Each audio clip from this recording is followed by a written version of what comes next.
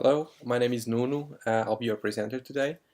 And my title today is how to use learning contract, aka plan of action, or learning agreement as well, to plan self-assessment in adult learning. In other words, how to use an instructional plan to conduct, to include self-assessment in adult learning.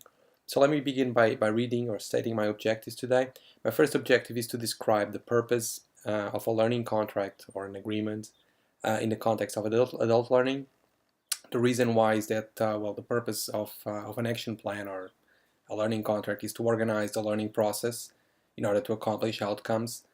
And adult learning obviously is about learning process and leading one's learning process. So planning is essential because we will only learn what we set out to learn, to accomplish. My second objective is to explain the connection between adult learning and self-assessment. So we have two objectives. The first one is to describe the learning contract, what does it mean? And the second one is to describe the self-assessment tools.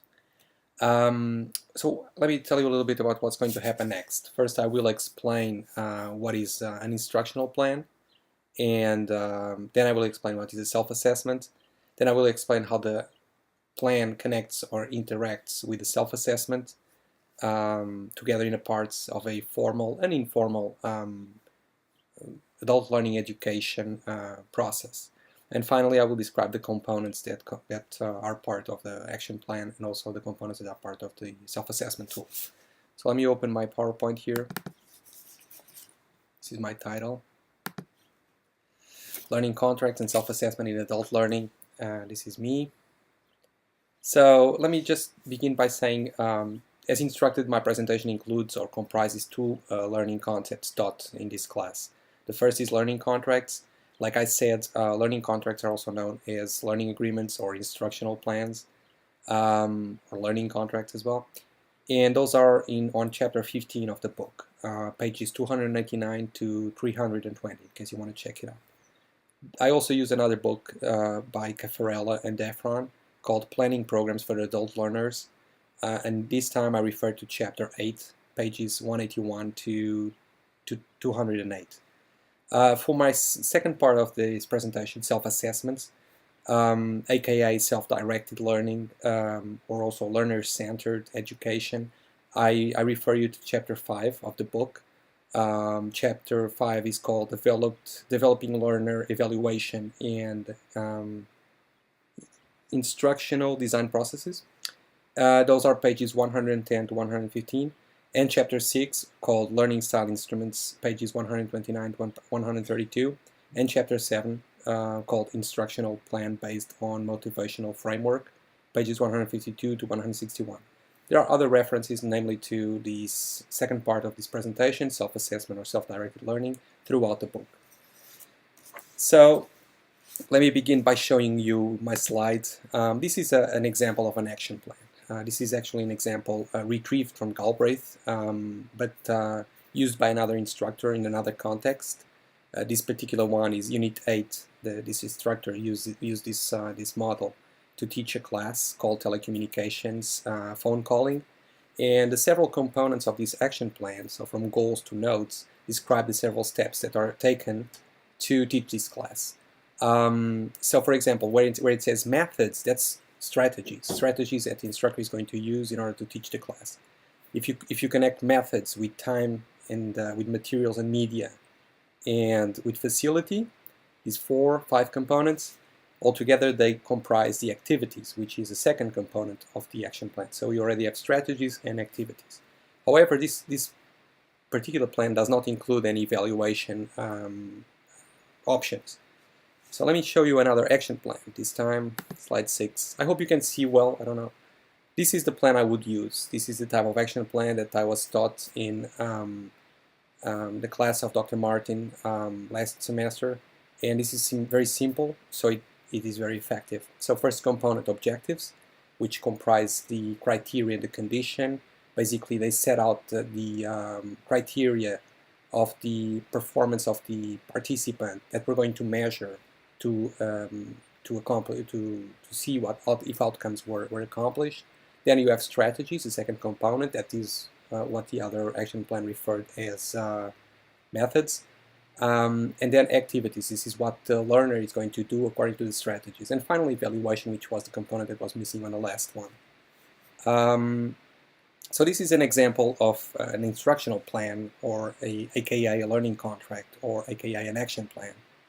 This is more complete than the previous one, and it includes the component of evaluation, as I said. So what exactly means, what does it mean, action plan? Action plan is a process of planning for interaction between the learner and the instructor, but also a way to optimize outcomes for the learner. That's what Caffarel and Efron say on page 191 of the book. So the outcome of that process of developing an action plan is actually of developing an adult learner's instruction design is actually an action plan. So the action plan is the outcome of this designing the instruction. That's the immediate outcome of designing an instruction process is an action plan. And the most critical component of any action plan or instructional plan is obviously the instructional assessment. Now you can start seeing how those two connect, action plan and the self-assessment. So let me talk a little bit about the instruction plan in the context of self-assessment and vice versa. There are 4 ways in which to evaluate learners' outcomes. The first one is the learners and the instructor negotiate together the terms of a learning agreement. For example, the objectives, which include the instructor's expectations as well as the learner's objectives. So, for example, performance of the learner, and then the feedback of the instructor. That's one way of setting up an evaluation. A second option to set up an evaluation is for the learner to demonstrate that they actually acquired the knowledge through reports or through a portfolio or through a presentation. The third option is peer review, and the fourth option, finally, self-assessment, which is the one we're going to focus now. So, but in either case, in either of these 4 options, in a learner-centered situation, the learner always owns their contract. So the learner is a major part of the process of developing an action plan. And that's, as Boak says, 1998, page 313 of the book. So the type of self-directed learning agreements that we mentioned before, there are 4 ways to conduct an evaluation. One is not self-assessed, which is the most common one. Let me refer you to slide 5. This is an example of a self-assessment tool that is not self-assessed, so the instructor has as much or more power in this process of evaluation than the learner, but it still involves the learner. So I highlighted in blue the 3 columns which correspond to the components that are evident and important for evaluation. Learning objectives, which is a component we're going to measure. Evidence of outcomes, in this particular case of the action plan, is class participation. And third, the evaluation criteria that is used by the instructor. So this is an example of self-directed but non-self-assessed. It's still flexible, it's still individualized, just like Knowles 1986 and Chalice 2000 on page 290 say. The learner contracts with the instructor is a basic negotiation, but the learner is still involved in the decision-making process. It still responds to practical problems, and it still demonstrates the mastery of skills. Now, by contrast, we have a self-directed or self-assessed type of self-directed learning agreement, which is what we care about. This is our second objective. So the learner contracts with oneself. It's a social contract of the learner with himself. So the learner controls the learning assessment. It's a radical andragogical approach to the model. It's more empowering. It's more individualized. It's self-disciplined, and it's what Caffarel and O'Donnell in 1998 called an honest appraisal. It's honest because the learner has to assess himself. So when this happens mostly in situations where the instructor feels comfortable with the freedom of the learner, when the contract strategy involves learner's maturity, complexity, depends on the complexity of the subject matter as well, if self-assessment is appropriate or less appropriate, but there has to be a mutual trust feeling. So why does this how does this work, the self-assessment? Well, the learner chooses his own timing, his own assignments. The mature learner feels obligated to fulfill the expectations of the instructor, and especially their own expectations. And the learner is motivated to understand what are their own weaknesses and to adopt remedial actions to improve on his own achievements. So that's self-assessment.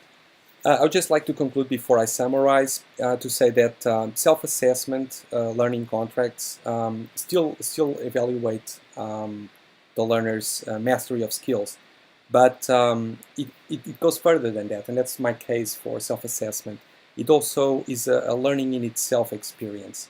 It makes the learning much more personal, and the learner has a primary responsibility for learning and learning how to learn, like Guerra and Sweeney say in 1994, page 293 on the book.